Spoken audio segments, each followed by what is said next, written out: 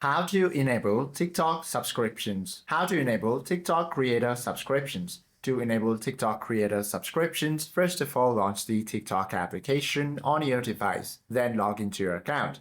Once you've logged in, all you have to do is now go ahead and tap on the profile icon on the bottom right corner.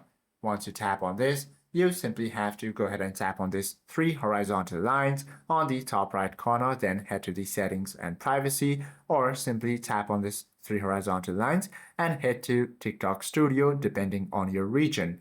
Now, once you open the TikTok Studio, scroll down to the monetization section. Once again, scroll down until you find the learning resources.